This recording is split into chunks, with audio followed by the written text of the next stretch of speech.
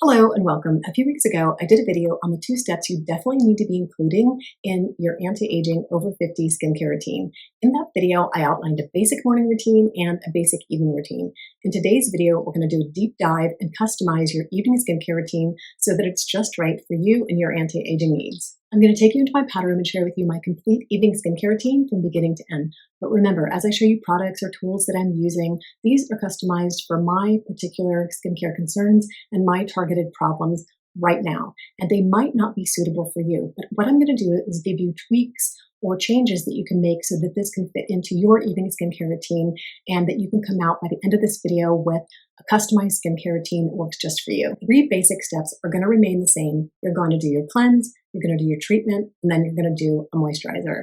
I've already done my double cleanse. If you're not double cleansing, you need to start. I didn't start until about 2.5 years ago when I really put this to the test and I started hearing about all the buzz about double cleansing. I honestly didn't believe it until I tested it out. After one cleanse, I still had mascara, I had makeup, and it's kind of this feeling of sunscreen residue. So I always double cleanse now. If you haven't started, now's the time to start. My first cleanse is always a cleansing balm or a cleansing oil. I used the Then I Met You Cleansing Balm tonight. This is a lovely balm cleanser, and I just picked up the Centella Cleansing Oil from the Ulta sale.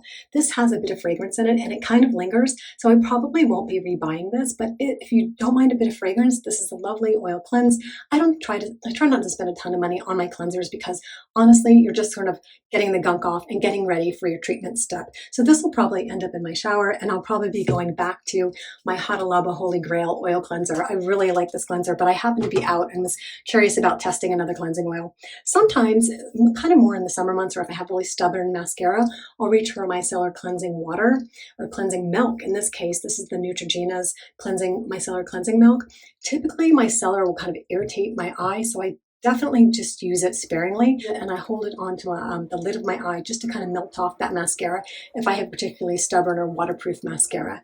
So that's an option. If you have oily combination skin, maybe you wouldn't opt for a creamy cleanser. You might opt for a slightly foaming cleanser. CeraVe makes some lovely ones. I'll put all kinds of different cleanser recommendations down in the description. Now that our skin is cleansed and ready for our treatment step, let me tell you a little bit about what I do for my treatment step throughout the week. I have 5 days of my retinoid or my tretinoin, and then I do 1 to 2 days of either masking, a tool, and I'll talk to you about that, or sort of a day off. Now that kind of maybe sounds like skin cycling, but honestly, your skin, you definitely need different things, different days. If you're just starting out with the retinoid, then 1 to 2 days might be just perfect for you. So you have to decide what the unique combination of your treatment steps is going to be depending on your skin problems, your skin conditions, possibly your age, and your skin needs.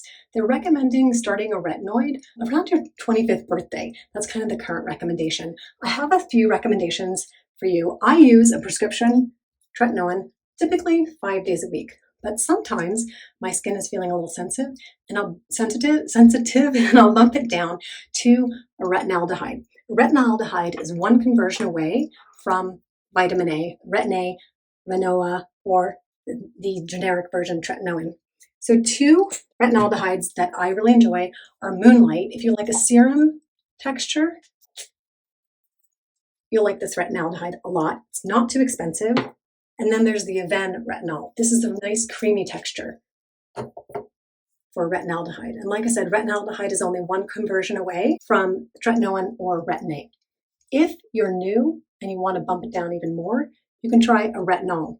Dermatology sent me this to try. A lot of you have been asking me about this. Now, this retinol complex is a 0.5 retinol, and it has a kind of a dimethicone texture. So if you like that kind of a texture, then you'll really like this. If you like more of a serum texture, you'll like the Moonlight. If you like a creamy texture, you might be happier with the Aven. 5 days a week, I use a retinoid product. The other 2 days a week, it's kind of up for grabs. If it's the day that I'm doing, or the day of the month that I'm doing my dermaplaning, which is how I remove peach fuzz and kind of loose skin cells, I dermaplane once a month, and I have a whole dermaplaning routine. I'll link that. I dermaplane once a month just to remove loose skin cells and to get the peach fuzz off. And I really enjoy dermaplaning with the stacked tool.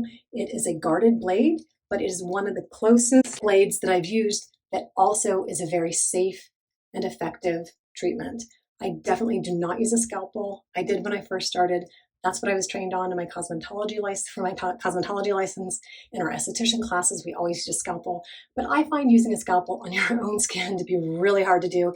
You can't quite get the right angle. Dermaflash is another one if you don't have any interest in using a blade. The Dermaflash, my mother-in-law loves her Dermaflash. So those are two options. And like I said, for me personally, I only need to dermaplane about once a month. So that's kind of what I do on my either 6th or 7th day. Another option for my 6th and 7th day is a microneedling session. This is a cosmetic microneedling tool, also by Stacked. So occasionally I'll do that. I have not been doing that lately because I've been getting treatments to help, some Fraxel treatments to help with some scarring and some grid lines from my laser procedure. So I have not been doing microneedling for about a year, but I have been using the microneedling for my scalp, and I'll talk about that in a minute. When I get ready for my treatment step, if it's a retinol night, then I usually prep my skin with a moisturizing treatment. You don't have to, but just make sure that your skin is dry. If you put a retinoid or retinol on your skin and it's damp, it'll be a little bit more irritating. So if you're not used to it, then you might get some irritation. I usually use either a little bit of moisturizer, this is my peptide night, or a little bit of HA, just for a little moisturizer, or a serum. It's just a nice hydrating, moisturizing serum. So I'll put that on, let it dry down a little bit. I think I'm gonna use the peptide night tonight because my skin's feeling a little bit dry, but it just gives me a little layer of protection before I put my prescription retinoid on. I was telling you that on my 2 days that I'm not using a retinoid, I'll either use one of my tools, I'll either do a mask, sometimes I'll do a mask, a nice deep exfoliating mask. This is the one by Pillow Talk Derm. This is the one by The Ordinary, the AHA, BHA, PHA mask. Or maybe it doesn't have PHAs, it just says AHA and BHA peeling solution. So this I only can use maybe once every 2 weeks, but I might do that. Or I might use this nice glycolic mask by Pillow Talk Derm. Sometimes I'll come in with a hydration mask. And honestly, it's just called slugging, but it's just a layer of hydration. I might come in with a spritz. I don't have a spritz here with me, but I might come in with a nice hydrating spritz, usually like the Josh Rosebrook is the one I'm using right now, and then come in with a layer of an occlusive hydrating moisturizer. And this is the one by La Roche-Posay, their Cicaplast Balm. And I'll just put a nice, heavy, even layer on that, kind of let it soak in throughout the evening. And that's kind of my day off. Do you have to take a day off? Absolutely not. That's just what works for me, especially in the drier winter months. So like I said, I'll do 5 days of my retinoid, then I'll do either a mask one day, I'll do a hydrating treatment one day, I'll do my dermaplaning or my microneedling. That's kind of my treatment step during the week. Then I come in with my scalp routine. Every night and every morning, I use Rogaine 5%. This was recommended about 10 years ago now for alopecia, and I use it religiously with low-level laser light therapy, a cap that I use for treatment for hair loss. And then a few times a week, I'll come in with the Hale Complete Recovery Complex for your scalp. This just kind of keeps my scalp healthy and conditioned. I definitely have a dedicated hair and scalp routine that I do on a nightly basis. After that, I will come in and do my lash routine. Currently, I'm using the RevitaLash about 3 nights a week, and then 4 nights a week, I'm using my Bimatoprost for lash growth and health. I do a lip basting treatment every night. It's so dry here year round. I either use the Laneige lip mask or, oh, here's my Aquaphor. I keep this by my bed in the middle of the night. Sometimes I'll wake up and my lips are just super dry. So I definitely have a dedicated lip basting or lip masking routine every night. And then last but not least, I'll typically come in with my Nira. I do my Nira laser right before bed. You need to do it on clean, dry skin, so I let all my skincare dry down. And sometimes I'll do it before I start my skincare routine, but typically I get busy and do my skincare routine, then I'm like, oh, I have to do my Nira. So I'm doing a 3-month, 6-month, and 12-month review on the Nira laser for the periorbital area for the lines around my eyes. So if you haven't seen that video, I'll link it. But I usually forget and do that right before I go to bed. The other devices that I usually use in the morning. I do my microcurrent and my LED in the morning. So that's just what works for me. But if you have a device routine, you can also fit that in your evening routine. You can either do it right after you cleanse. Typically, that's a good place to put it because You might have a dedicated serum that you're going to use for your microcurrent and your LED, and then you'll rinse it off and then move on with the rest of your skincare. If you have any questions, feel free to leave me a comment down below. If you want help creating an evening skincare routine, I'd be happy to give you some suggestions.